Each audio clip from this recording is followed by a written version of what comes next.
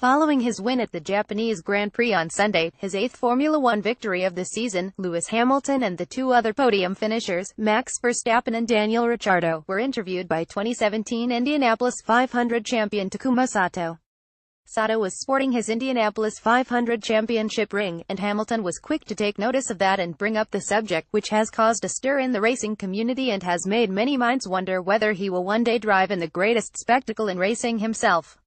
Here is what Hamilton said to Sato. "Wow, you've got some bling. Where did this come from? I love that. I need that ring. Can I try this ring? Can I see if it's worth me doing it one day? It looks pretty good." So will the 32-year-old Hamilton go overseas to drive in the Indianapolis 500 at some point before he retires from his racing career? Lewis Hamilton racing in the Indianapolis 500 one day. By this past May, two-time Formula One champion Fernando Alonso went to race in the Indianapolis 500 for his first career Indycar start. At this time, Hamilton did not speak very highly of the event or its competitors. "I took a look at the qualifying results. Fernando, in his first qualifying, came 5th.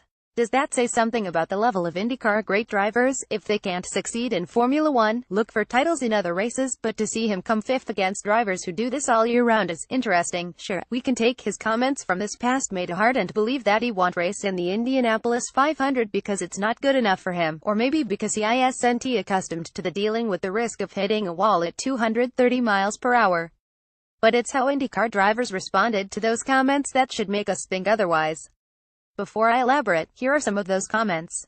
Well, start off with Graham Rahil's remarks. "I can't imagine the feeling of going to each and every race weekend and knowing that all I got to do is beat my teammate and I'm going to win, but it doesn't happen here. Truth, I put Scott Dixon in a Mercedes all day long, and Lewis Hamilton is going to have more than he really wants to deal with. I can guarantee you that.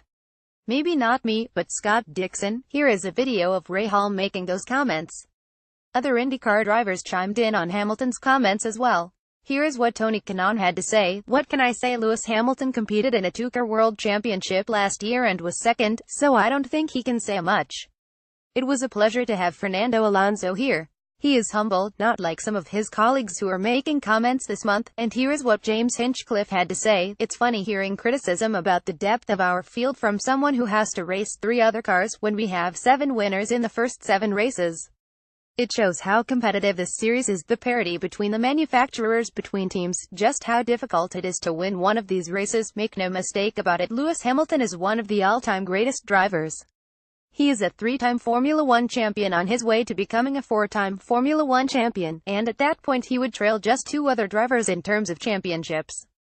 He already owns the all-time pole record and trails just 1 driver in career victories." But despite all of this, Hamilton, like any driver should take the comments from these IndyCar drivers as a challenge. Sure, he is an accomplished Formula One champion and one of the greatest to ever do it.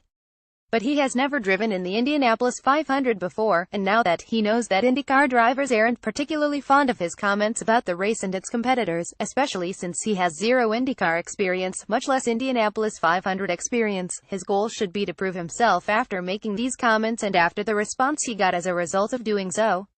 Do I buy the idea of Lewis Hamilton driving in the Indianapolis 500 during his prime Formula One years, which started in 2014 and are still going on? Absolutely not.